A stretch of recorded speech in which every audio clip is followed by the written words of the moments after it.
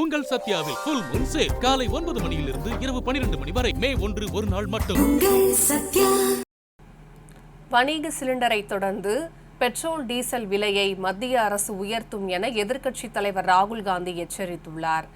இந்தியாவில் ஒரே நாளில் வணிக பயன்பாட்டிற்கான 19 கிலோ எடை உள்ள எல்பிஜி சிலிண்டர் விலை அதிரடியாக 993 ரூபாய் உயர்த்தப்பட்டுள்ளது.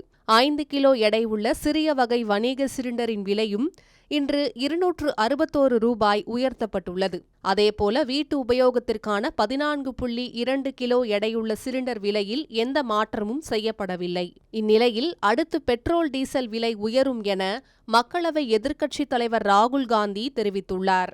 இது தொடர்பாக அவர் வெளியிட்டுள்ள பதிவில், ஒரே நாளில் உயர்த்தப்பட்ட மிகப்பெரிய விலை உயர்வு இது என்றும் இதுதான் தேர்தலுக்கான விலை என்றும் கண்டனம் தெரிவித்துள்ளார். வெறும் 3 மாதங்களில் 81% என்பது மிகப்பெரிய விலை உயர்வு என்றும் கண்டனம் தெரிவித்துள்ள ராகுல் காந்தி, டீக்கடை, தாபா, ஹோட்டல், பேக்கரி, இனிப்பகம் என அனைவரது சமையலறை மீதும் சுமை அதிகரித்துள்ளதாக வேதனை தெரிவித்துள்ளார். சிலிண்டர் விலையை அடுத்து பெட்ரோல் டீசல் தான் எனவும் ராகுல் காந்தி எச்சரித்துள்ளார்.